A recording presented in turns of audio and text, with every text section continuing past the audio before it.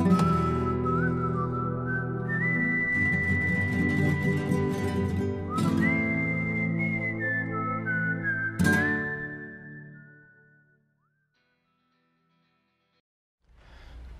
the end of last class, I quoted some words from Kurt Vonnegut, a kind of deathbed prayer confession that he'd written in one of his novels, in which the basic gist of the prayer is to express gratitude. However, whatever the content of your life, the fact that at least you've been able to live at all. As he put it, most mud isn't lucky enough to sit up. He feels lucky to have been some of the sitting up mud. He loved everything he saw. When I read that quote, I did not know that Kurt Vonnegut had died the night before. Immediately after the class ended, a visitor to the class brought this fact to my attention. So I can't pass without commenting on that death and just remark that I hope that till the very end, Kurt Vonnegut, who lived till he was 84, realized how lucky he was to be some of the sitting up mud. All right, the question I want to turn to now is this. So we've been going over the various facts about the nature of life and death, and the question then is, how should we live in light of the fact that we're going to die? Previously, we've talked about what emotional response we should have to that, and I've argued, as I've just reminded us, that although perhaps the most common reaction is one of fear or terror at death, it may in fact be that we should be grateful and consider ourselves lucky that we're able to have had life as well, life at all. But how then should we live in light of the fact that we're going to die? And the immediate answer that comes to mind seems almost like a joke. I want to say, well, we should be careful. Given that we can die, that we will die. There used to be a TV show, a cop show called Hill Street Blues. The show began every day with the sergeant sort of going over the various crimes and investigations that were going to sort of fill up the day's episode, and he'd always end, as he sent off his police, the cops, he'd end by saying, "Be careful," or "Be careful out there." But the particular kind of care that I have in mind isn't just the sheer fact that, if you're not careful, you won't notice that the car's coming down the street and you'll get hit by the car and that'll be the end. The fact that we're going to die intuitively seems to require a particular kind of care because, as we might put it, you only go around once, right? You don't get to do it again. And so it seems as though the fact that we're mortal, the fact that we've got a finite lifespan, requires us to face the fact that intuitively we can blow it. We could do it wrong. Now, the nitpicky part of me wants to point out that it can't be mortality per se that has this implication. Even if we lived forever, we could still do it wrong. After all, whatever it is you filled your life with an immortal, infinite life, there's still going to be the particular pattern of actions and activities that you engage in, and that particular pattern could still be one that wasn't the best pattern that was available to you. So the possibility of having blown it, of having lived the wrong kind of life, is a possibility that's going to be true of us whether or not we're mortal.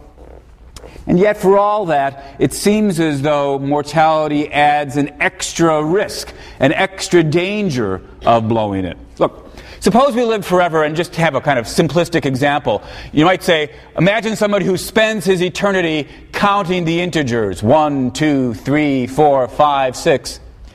Well, that might not be as valuable as an eternity spent doing something else. Let's say, doing more complicated math. But still, if you've spent 1,000,000 years or 1,000,000,000 years counting the integers and then realized that was sort of pointless, you could always start over by doing more interesting, more deep, more worthwhile math. The immortality gives you a chance of starting over, gives you the possibility of do-overs.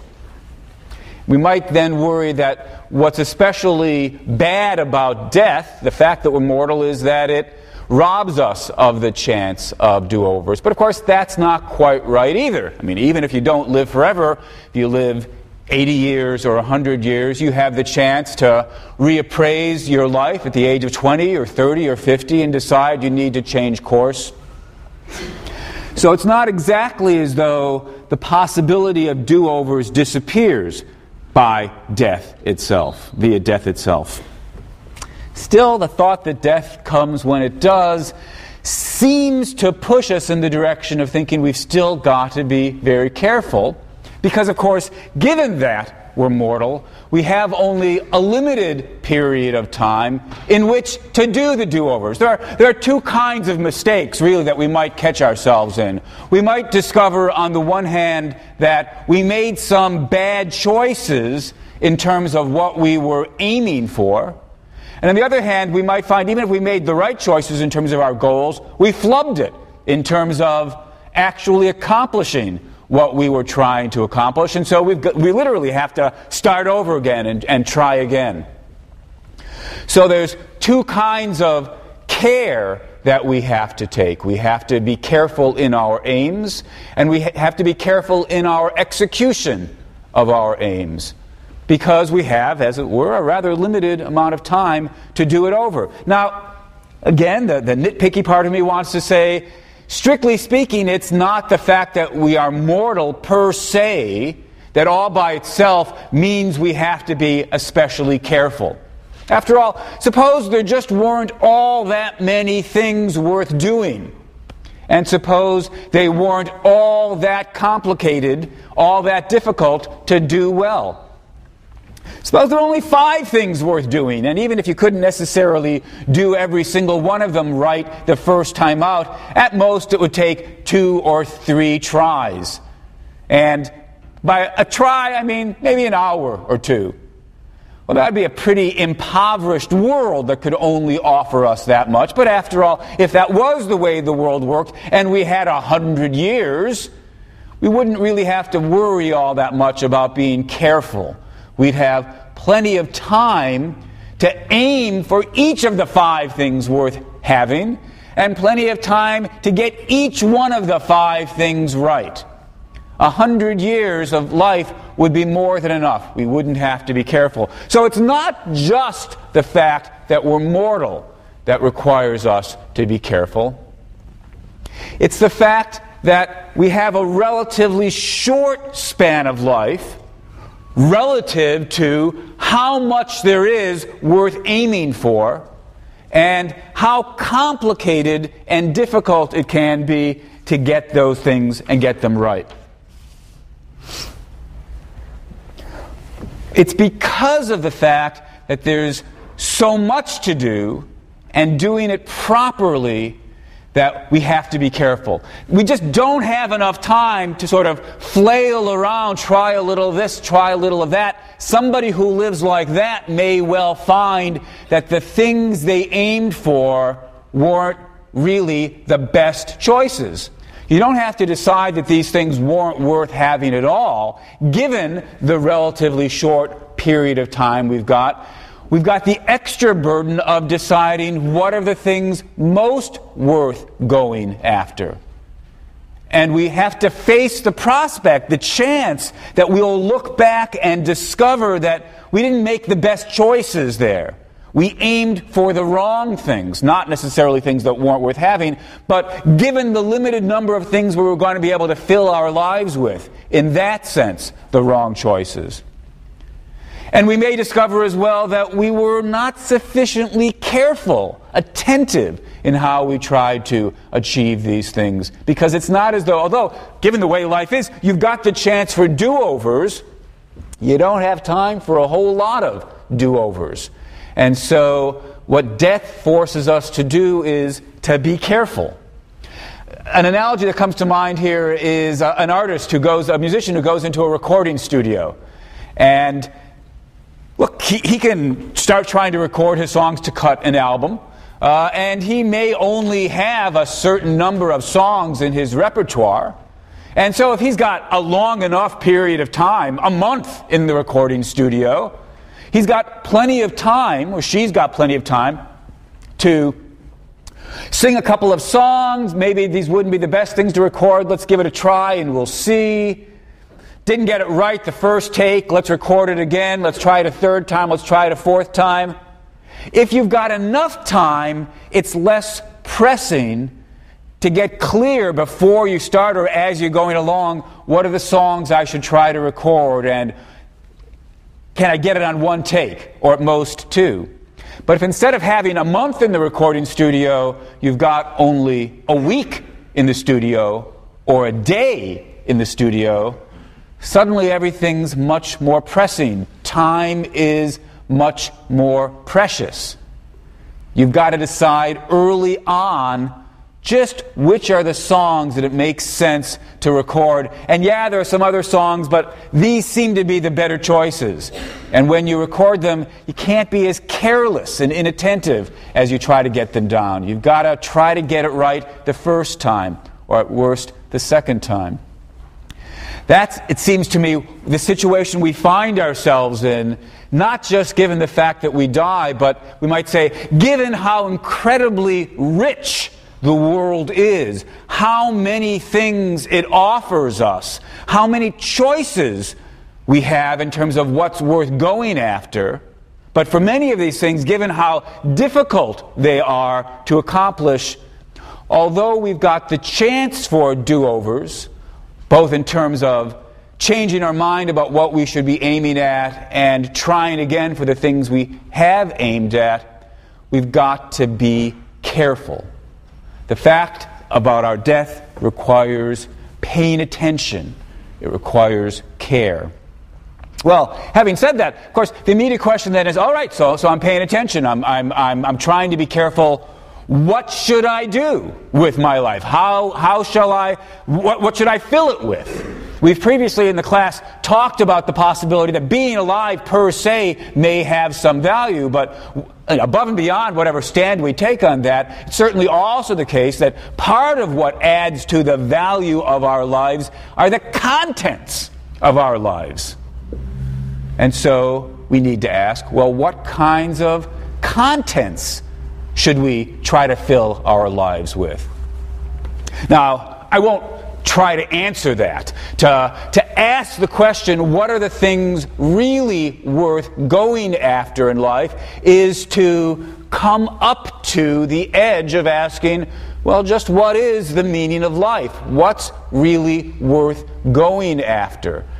And although that is indeed an important, perhaps the important question, it's the question, I think, for a different class. And so having come close to the edge of that question, I'm going to now back away from it. But still, it seems we might say, in broad strokes, there are two different strategies that we could adopt. And it's worth at least pausing to think about these two strategies.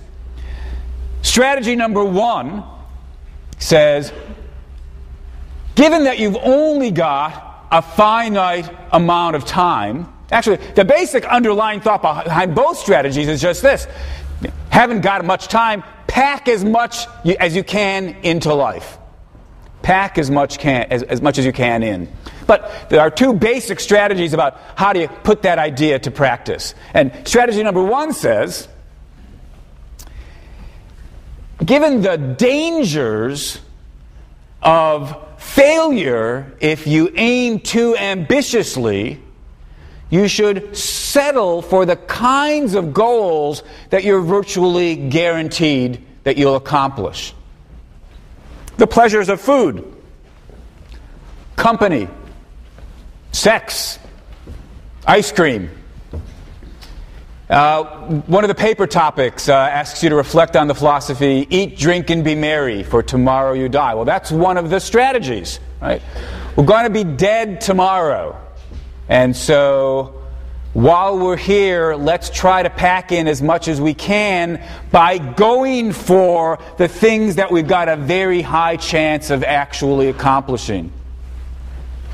Strategy number two says, well, that's all well and good. You've got a pretty high chance of succeeding at that. The trouble with strategy number one is the goods that you can achieve, the sort of sure thing goods, are small. They're rather small potatoes as things go. Some of the most valuable goods in life are things that don't come so readily, don't come with guarantees of achieving them.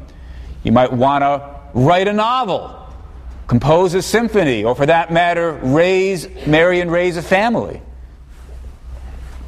Some of these things, fans of strategy number 2 argue, these things are the most valuable things that life can offer us. So that a life filled with these larger goods is a more valuable life than a life filled with the small potatoes goods.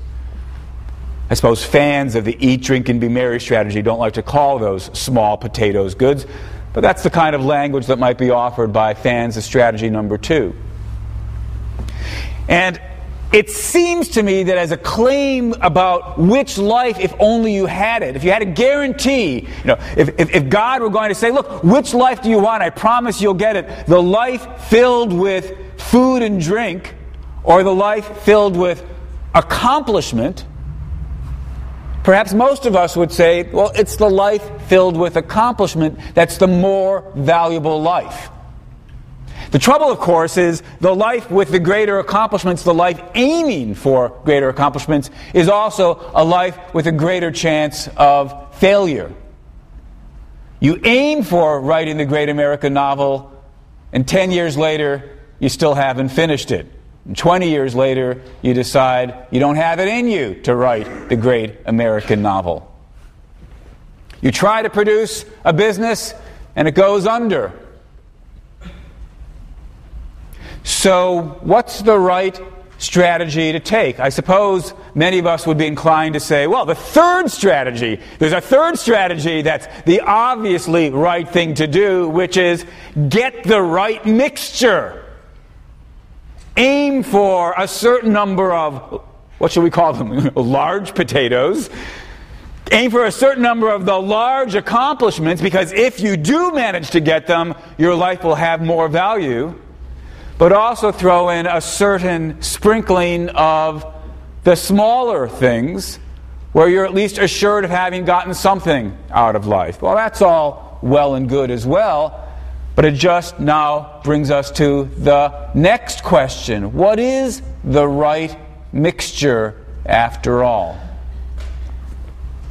Well, I'm not going to try to answer that one either, but again, those of you who choose the topic, the eat, drink, and be merry question, basically, I'm inviting you in that topic to reflect on that question. Here's a different thought. The entire, as I said, the underlying thought behind the go for the big things, go for the small things, was pack it all in. The underlying thoughts seem to be, well, look, as long as you've got a life that's got valuable contents, the more the better. We might say, here's common ground between the two strategies. The more, the better. Now, previously, I've argued that immortality would not actually be a good thing. Eventually, rich and incredible as the world is, eventually the goods of life would run out and immortality would be dreadful. But having said that, that's not to suggest that most of us come remotely close to that condition. For most of us, it's certainly true that, dying at 30 deprives you of goods that would have come to you if only you'd lived to 40. And dying at 40 deprives you of goods that would have come to you if only you'd lived to 50 or 60 or 80. So one thing that we're inclined to agree is, other things being equal, the longer your life, the better. So, here's a life, 50 years long. And suppose you live it with a certain amount of value in your life, 100 value points, whatever that is. However our units of measuring just how good a life is, we'd say, look, better to have a life at that value instead of going for 50 years, went for 100 years. Fair enough, we might say. We all agree, don't we, that quantity of life's a good thing. And that does seem plausible. But at the same time, we'll want to immediately say quantity of life may matter, but it's not the only thing that matters. Quality of life matters as well. And again, that point's fairly uncontroversial. If you had to choose between your life of 50 years at 100 value points or 50 years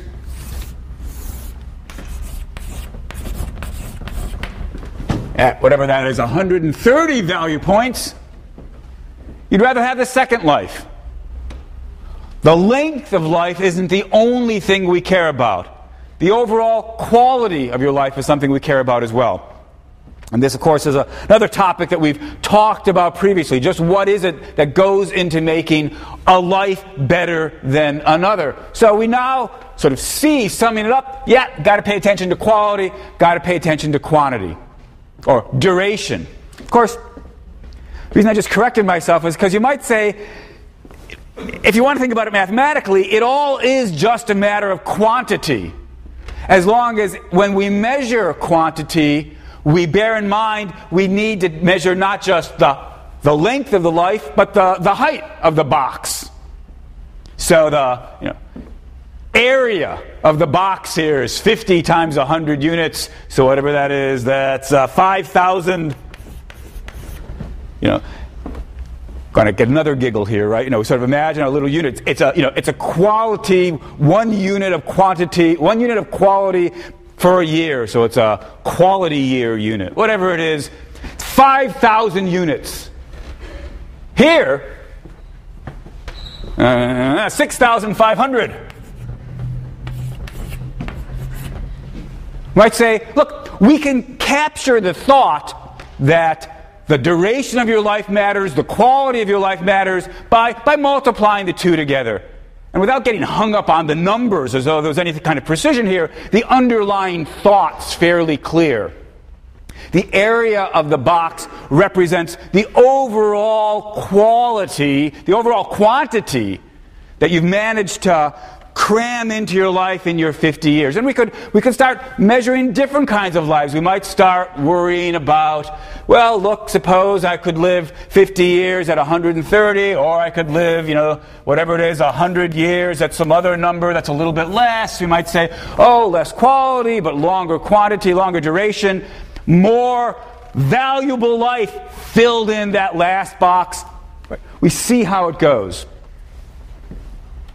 But the question we need to ask is, so if we've got this more rich sense of quantity, where we multiply the duration of the life times the how good a life you're having while you've got it, does that give adequate place to what we think is valuable? Does that give adequate place to quality in life? Let me draw some different boxes, some different possible lives to choose between.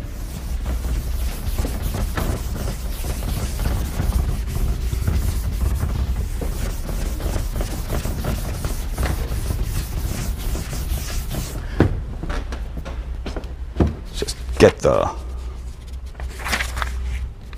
Suppose you had a nice long life, 150 years.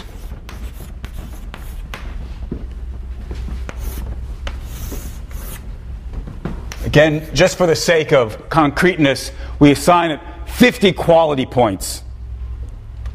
So the area, 7,500. Let's suppose, just so you get a feel for this, let's suppose that the best life lived on Earth so far was worth a 10. So this is an incredible life to be at 50. And you get it for 150 years. Very nice life. Now compare it with this life. Suppose that this life isn't really all that good in terms of how well off you are at any given time. It's +1. 0 would be a life not worth having, though no worse than non-existence. Negative numbers would be lives, presumably that would be, you'd be better off dead. This life is just barely worth having. It's +1. but it's a very, very, very long life. So long that I couldn't draw it to scale. That's why we've got the dots in the middle. Suppose it goes on for 30,000 years. Well, the math here is pretty easy. 30,000 times 1 is 30,000 in terms of the area. Okay. So, trying to choose between these two lives, life A or life B. In terms of quantity, our enriched notion of quantity, where you measure the length of the life times the height of the box, life B's got more quantity of what matters. 30,000 versus 7,500. And yet, most of us, when we think about this choice, do not find B to be a preferable life. Even though the quantity of value, just suppose we could measure quantity of whatever the goods are that we've got crammed into our life. Well, this has very, very, very small amounts stretched over a very long time. The quantity is larger, but life A seems preferable. Now, for this may not be true for everybody, but for those of us who share that thought, we might say, quantity isn't all it's about. Or when we tried to take quality into account, it wasn't so much that we couldn't measure it. It's that if you reduce the importance of quality into, fold it into quantity, so that what it's all about is the total amount that you're getting, well, the total amount's bigger in B than A. If you don't think B is a better life, that suggests that totals aren't what it's all about. Well, what else might we then choose between with regard to A and B? Well, a natural response is to say, even though life A is shorter, it attains a kind of peak, a kind of height that isn't approached any place in life B. And perhaps then, in evaluating lives and choosing between rival lives, we can't just look for the quantity of good. We have to look at the peaks. We have to look at the heights. In choosing between lives, it's important to think not just about how much did you pack in total, but what were the greatest goods that you had or accomplished in your life. And perhaps then we should conclude quality can trump quantity. Perhaps with the right quality in place, quantity becomes of secondary importance. Yeah, it might be that if we could have a longer life where we achieved great things rather than a shorter life where we achieved great things, better to have the longer life. Quantity might matter too, as long as we think the quality's what matters the most. But a more radical version of the theory would say, actually, quality's all that matters. The peaks are all that matter.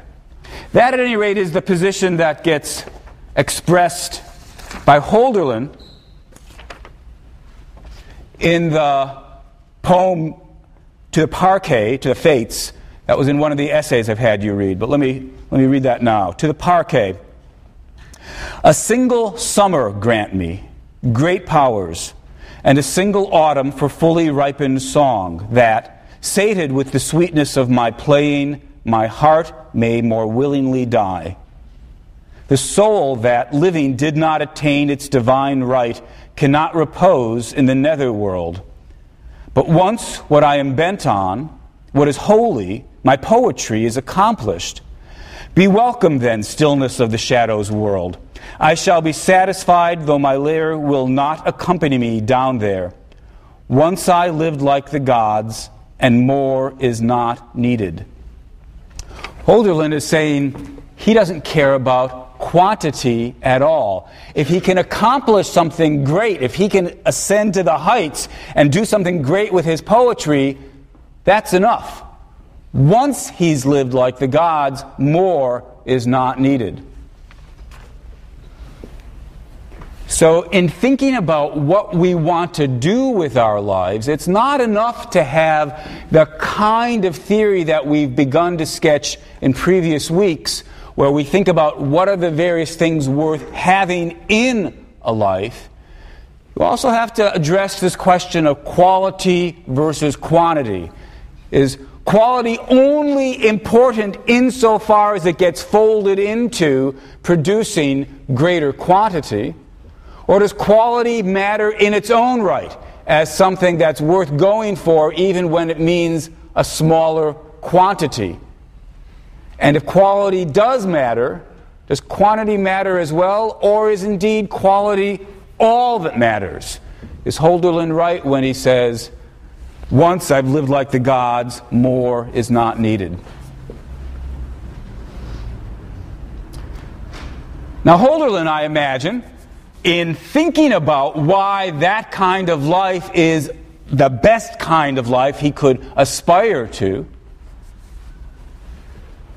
is thinking in part about the lasting contribution that his poetry makes.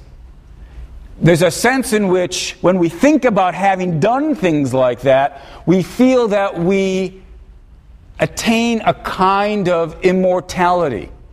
We live on through our works.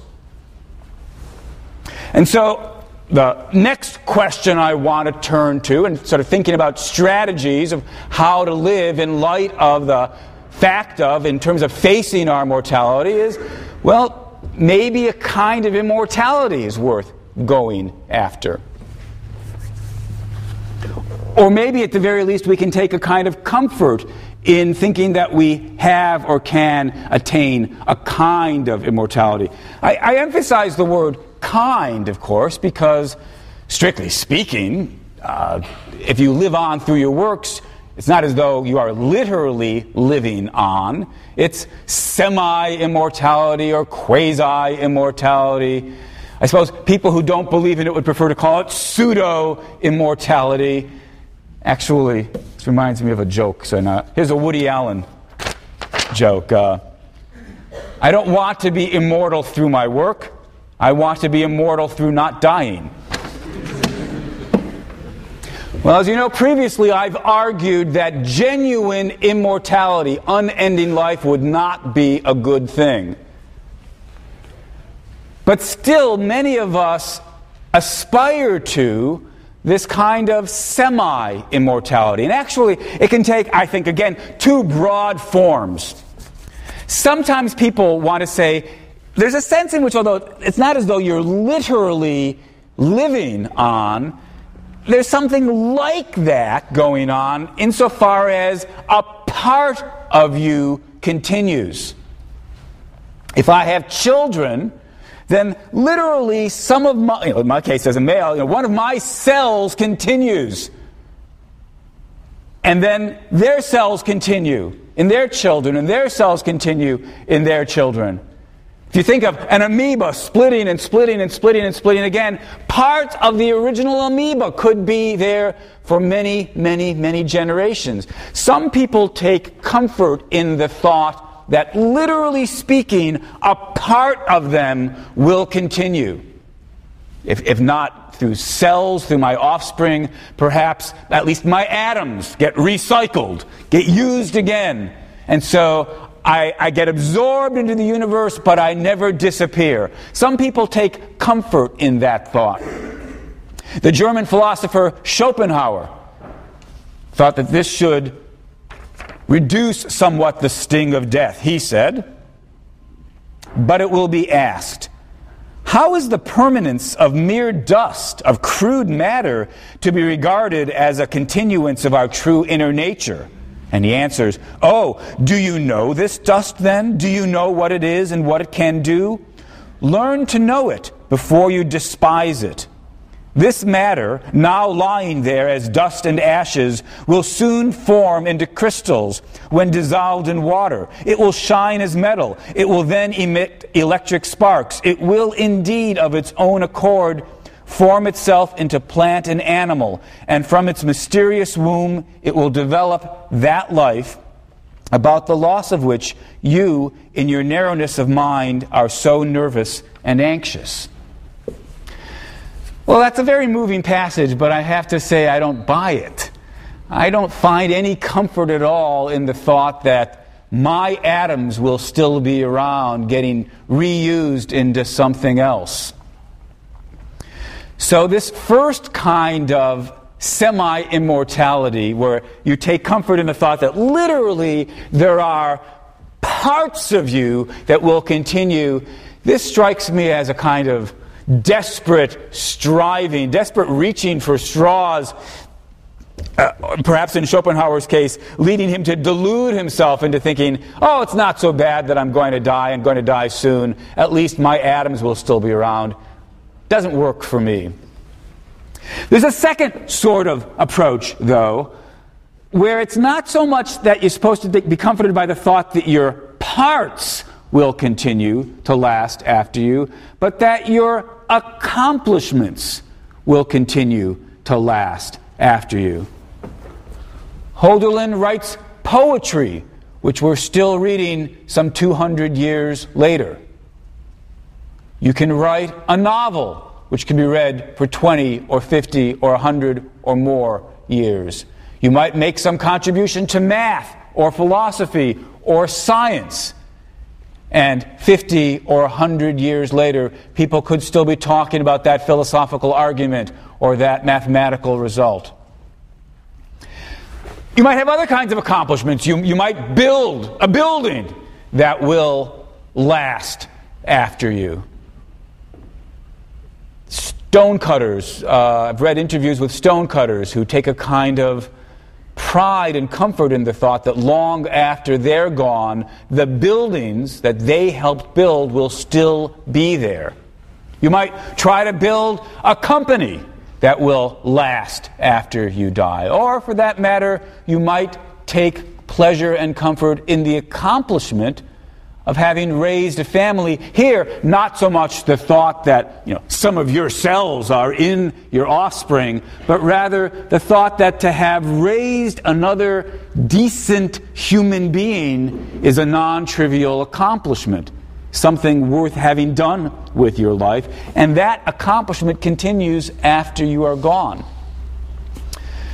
Well, what should we think about this second group of approaches to attaining semi-immortality?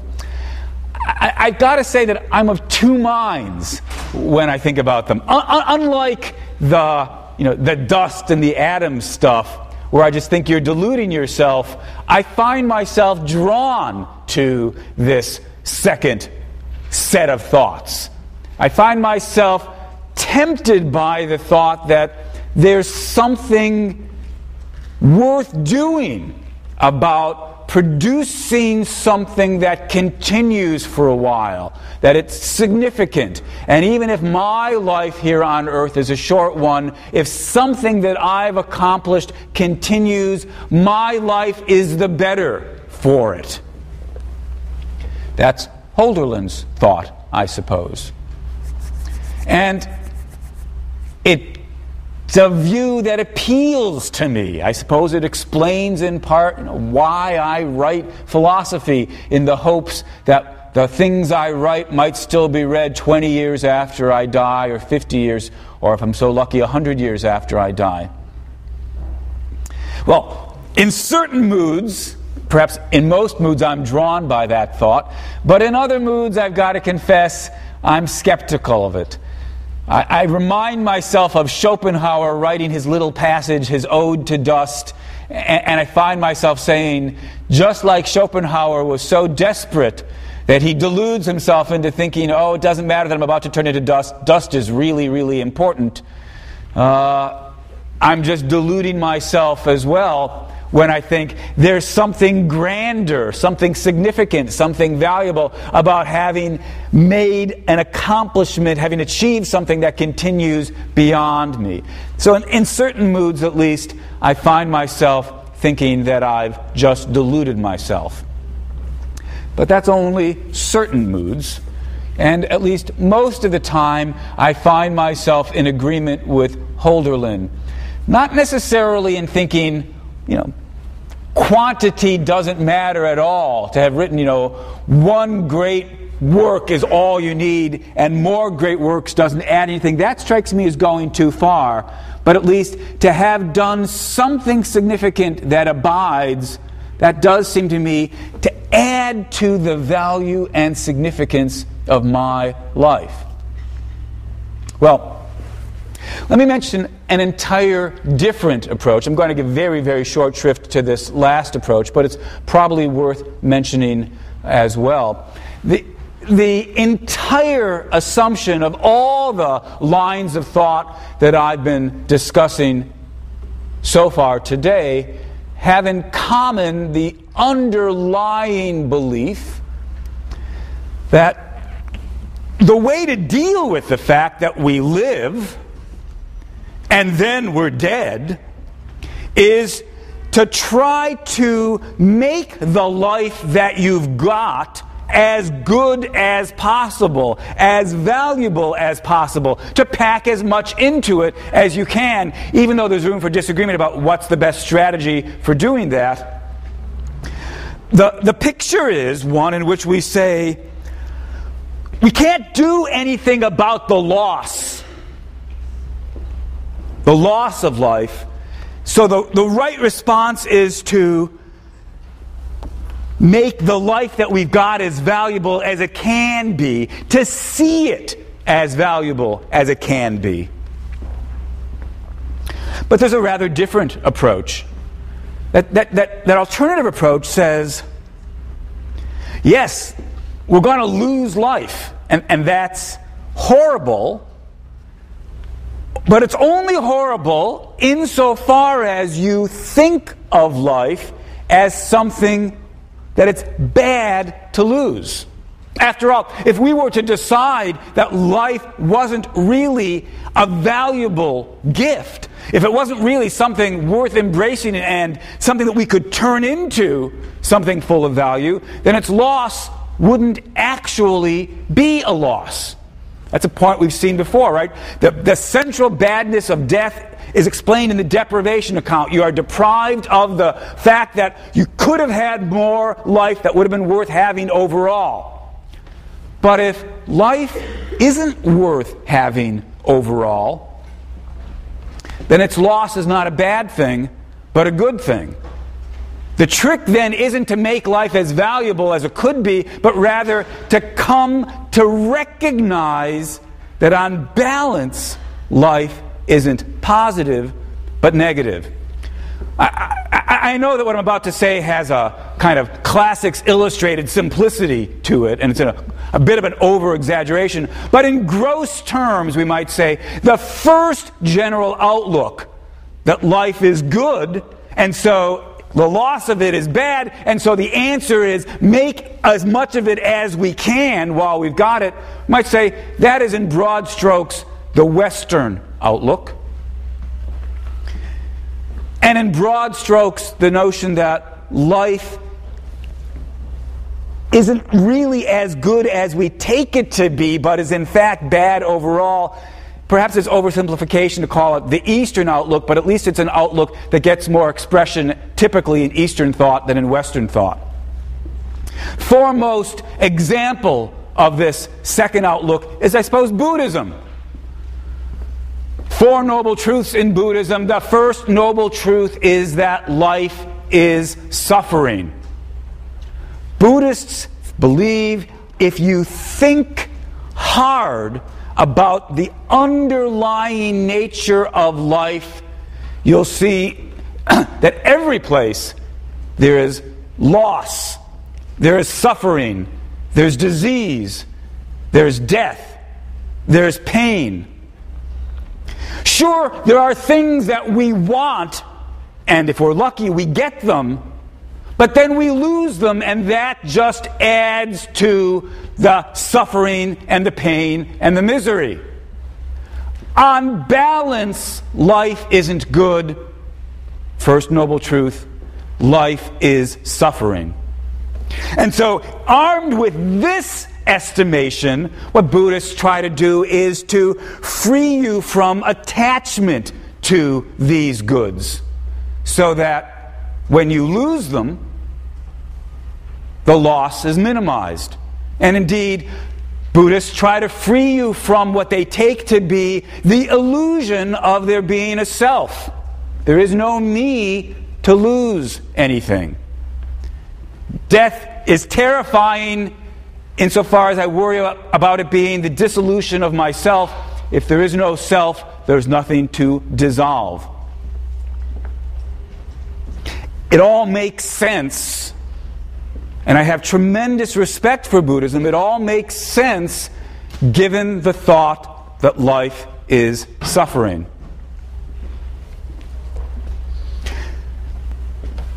But for better or for worse, I'm a child of the West. I'm a child of the book of Genesis, where God looks on the world and says, it's good. For me, at least, the strategy of minimize your loss by viewing the world as negative is not one that I can be at rest with. For me, life can be good, and so the choices for me, and I suppose for most of us, remain among the strategies with which I began. How is it that we can most make our lives valuable? What is it that we can do that will allow us, with Holderlin, to say, once we lived like the gods?